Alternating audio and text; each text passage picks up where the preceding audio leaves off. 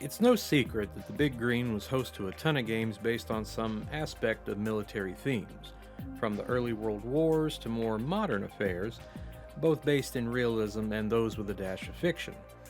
So, today I'm going to do something incredibly crazy.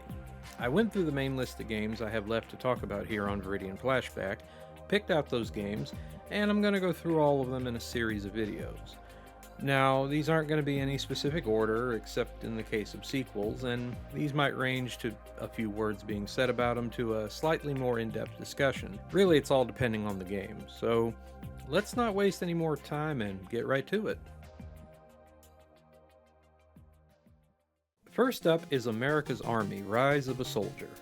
Based on the series of games developed and published in-house by the US Army as a way to show potential recruits if they can handle the soldier life, Rise of a Soldier is not only a port of said game for the Xbox, but also includes a single-player campaign, where you play as a private who learns the different classes and promotions via training and deployment missions. The gameplay is quite impressive here, as you learn actual tactics used by the military that will help you from getting yourself shot, as this is a shooter that goes for realism, as opposed to just straight-up action. I'll tell you right now, if you play this like it's Halo or any other shooter, you're gonna die a lot. Working as a team with your squad is the name of the game in this one. As you complete these missions, you'll earn skill points that you use to upgrade base skills, such as marksmanship, conditioning, and more, which will help immensely, especially with aiming, as your down sights will be going all over the place unless you go prone. Again, going for that realism. Also going realistic is how health is handled. As you're taking damage, you must find a safe place and patch yourself up. There's no random health packs or regenerating health here. That's really the gist of Rise of a Soldier, which it doesn't make it a bad game or a good game, just a mediocre one. I'm sure that playing this online was a more intriguing experience and could be again once people start playing this on Insignia, but as a single player experience, it's just bare bones. As for the presentation, there's not much to write about either. The visuals are very bland compared to what was out at the time, and the audio has licensed rock music and voice acting that's laughably bad. America's Army: Rise of a Soldier is one I don't think many would play today, considering the original game was much better, but also considering that the latest game in the series had its server shut down not long ago, this might be a valid option. Your mileage may vary on this one.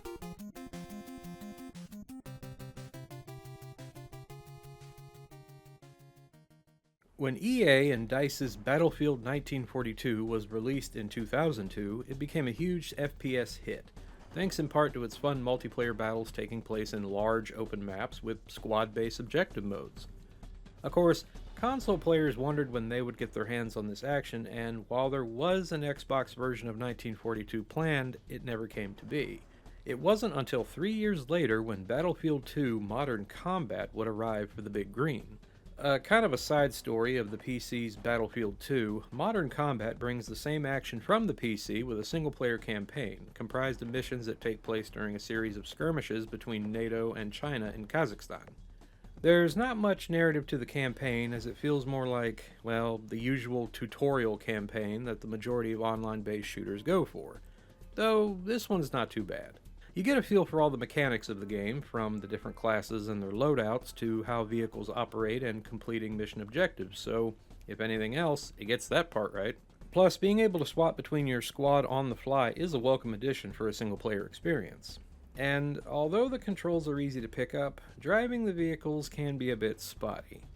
As you play through the missions, you'll get scored on different factors like how long it took to finish the mission, your high score, teamwork, and so on, earning you stars that go towards your ranking, which will in turn unlock more weapons, challenges, etc.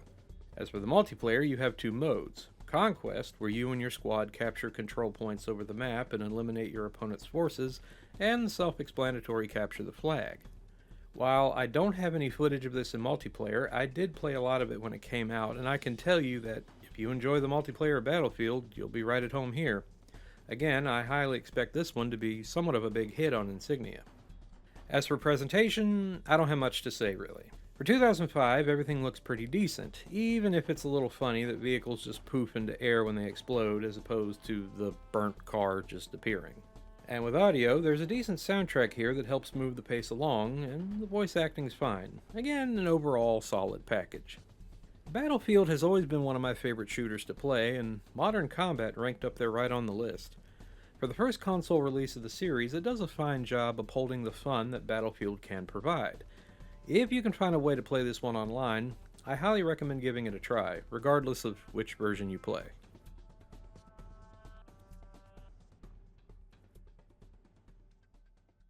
So when you think of video games based on World War II, either first-person shooters or tactical strategy games come to mind.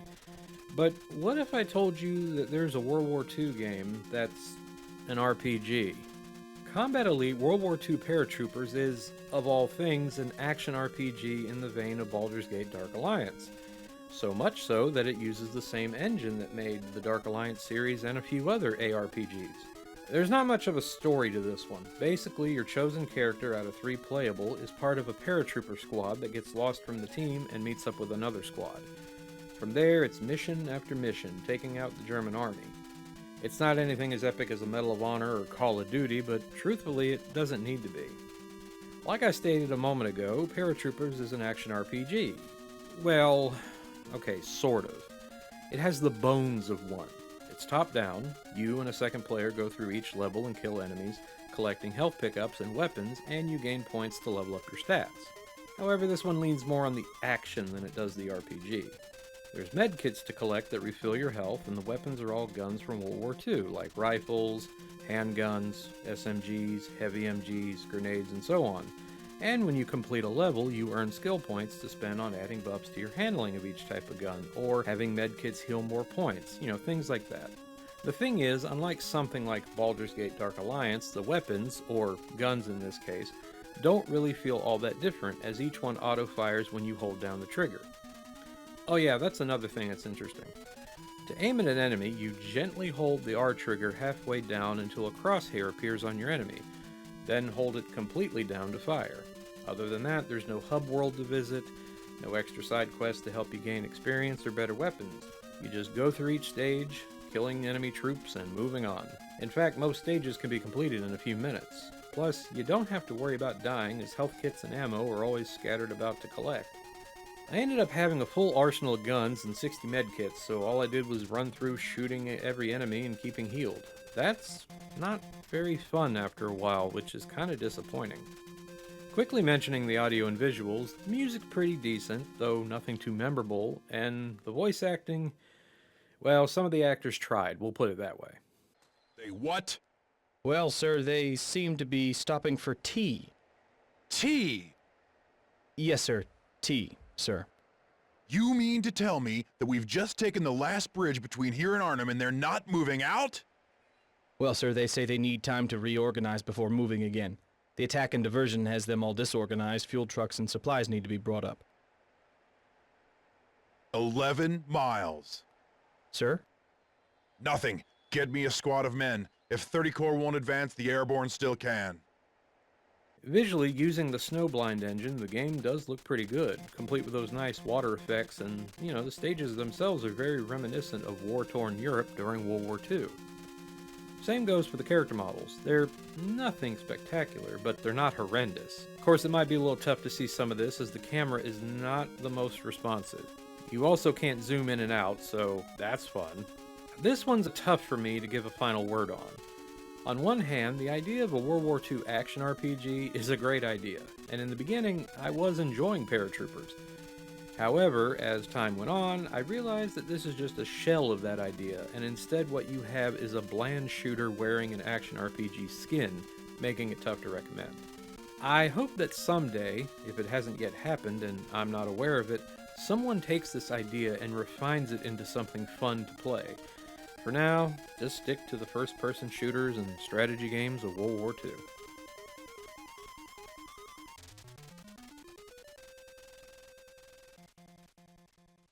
Taking to the skies and piloting one of the many warplanes during the Second World War is something players have done for quite a while, since aerial combat sims have been quite popular. And there are a few on the big green, one of them which I've already talked about, Secret Weapons over Normandy, which was a well-done title. Which brings us to one I've never heard about before, Heroes of the Pacific.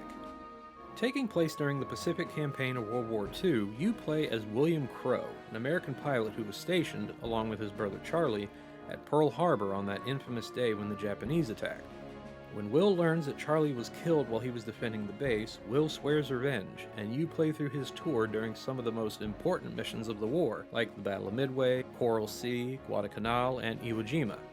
I've always enjoyed a story that weaves in either a fictional character or a character that's based on a real person into a story that takes place during historical events, and Heroes did a fine job here. Going into gameplay, Heroes has 6 modes to play, ranging from the main campaign, instant action for those who just want to get in a quick round of dogfighting, replaying campaign missions, training, historical missions that let you take part in some of the famous battles during this time in the war, and online multiplayer. Campaign being the main focus here has you play through 26 missions across 10 story campaigns, where the objectives vary, like taking out enemy ships and planes, defending bases and secondary targets, things like that. Just like most flight sims, some missions will let you command a squadron to attack your targets, defend, form up with you, or fire at will, all handled with the D-pad.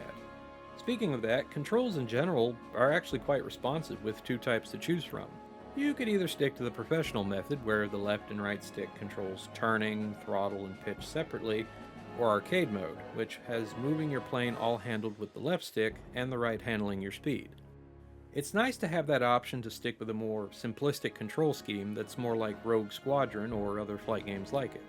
When you complete a mission, you'll unlock new planes to fly, as well as upgrade points to spend on making the plane of your choice more efficient in armor, speed, guns, and maneuverability.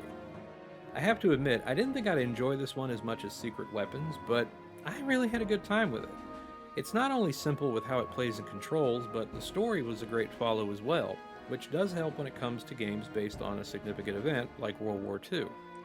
As far as visuals go, Heroes looks pretty good for an Xbox game and where it counts, which is mainly the planes. Each plane is nicely detailed and looks historically accurate, even the prototype planes that were never flown in battle. Levels look just as good, even if most of the game takes place near water or islands, and other vehicles like boats and tanks have just enough detail to look right. Well, before they get blown up, that is. Audio-wise, the music's well-done orchestral pieces that set the urgency of the battles you're taking place in, while the voice acting is a bit over the place. Some voices are well done, while others are trying a bit too hard and sound slightly hokey. Honestly, it kinda adds a bit of charm to the game. Heroes of the Pacific is another fine aerial combat game for the big green that comes highly recommended to those who love the genre, as well as fans of games based on World War II. It's a shame that there wasn't a sequel produced, as I feel it would have been just as fun with more stories, planes, and bigger maps to fight over. Either way, don't pass this one up. So this next game comes from a series with an interesting background. It started with CT Special Forces, a run-and-gun action game for the Game Boy Advance, where you play as 2 members of an elite squad with a mission to take out evil terrorist groups. Owl, the stealthy sniper, and Raptor, the brute force soldier with an itchy trigger finger. The game was well received and spawned a few sequels on the handheld as well as the original PlayStation in PAL territories, leading up to what is probably the final game in the series, CT Special Forces Fire for Effect, or what it was called in the US, Special Forces Nemesis Strike. Once again, you take control of Owl and Raptor as they must take out a new threat hell-bent on, what else, taking over the world. Granted, there is a little more story to flesh out here, but after a while it just boils down to that basic narrative, and I just ended up not really paying too much attention, which sadly moved over to the actual gameplay. Now a third-person shooter, Nemesis Strike alternates missions with Owl and Raptor, letting you play both characters, most stages having one complete tasks to help the other. Both characters have a special ability that assists them during their objectives. Raptor has a shield similar to Master Chief that drains as he gets shot, draining his health when the shield is gone. Meanwhile, Owl goes a little more Solid Snake with optical camouflage and a dash of Sam Fisher with multiple vision modes like thermal, night vision, and sonar. While these abilities drain your energy meter, it can be refilled at charging stations you come across. This can actually be cheesed a little bit with Raptor, as you can hold the charge button down and still fire, essentially giving you infinite health while fighting swarms of enemies. As long as you're at the charge station, that is. There's also health and ammo pickups as well, but they're very scarce, so conserving your shots is a must as you have no melee options. As for weapons, you're given a select loadout for each mission, so you don't have to worry about it. At the end of each mission, you're ranked on your score, giving you character bonuses for earning medals, giving the player some incentive to go for the gold. So far, this isn't that bad of a game. However, there were some flaws that held it back for me. Nemesis Strike tends to get tough in some parts, and I don't necessarily mean challenging. Hit detection is incredibly off, with you popping enemies in the head and they just shrug it off or don't even take damage at all, even while aiming in first person. While Rocket Boys can fire at a crate that you're not even near and you die instantly. Granted, there are checkpoints in the game and they're decently placed, but stuff like this is pretty bad. This also isn't helpful when the game spawns 8 to 10 soldiers on you with no notice and you're nowhere near cover. There's also parts where you drive vehicles, and while sometimes it's okay, the collision detection can hit at the worst time. Also, Al has these sections where he's free falling into the objective area, and while they're neat to look at, they're a little odd to control. As for presentation, there's not much to really say. The music's pretty good, and the voice acting's fine enough. I was pretty surprised that the game ran at 60 FPS most of the time, but that might be due to how basic the visuals are, which honestly didn't bother me at all. I'd rather take a game that looks average but runs well over pretty looking and running slow as molasses. Nemesis Strike is an odd game for me to give a definitive verdict. I love the characters and how they play, well, most of it, and the gameplay is solid for, well, the most of it. But with its issues and the fact that there's better playing third-person shooters on the big green, it's hard to recommend this one. I'd say stick with the previous CT games, they look more fun. Next up is another dogfighting sim, the World War I based Wings of War. Here you partake in flying and fighting in some of the aircraft from the time in either the campaign or instant action missions, each having a variety of objectives to complete, ranging from the usual defeat a number of enemies to taking out convoys and defending bases. One thing I found interesting about this one was that at certain times you can jump out of your plane onto another one to man a turret or control the bomb bay, and I don't mean swap on the fly. No, you literally jump out of the plane onto the next one, which, I can't lie, it's kinda cool, even if your character isn't well animated while doing it. While flying around completing objectives, you'll also be offered bonus missions during each stage that you can complete to give your plane extra ammo or health. So far, it's like any other flight sim you might have played on the big green, and that's a good thing. Wings of War is pretty good on that end. The missions have a lot of meat to them, which sadly also means that they can go on for a while, and if you don't make it to a checkpoint, be expected to play a section all over again.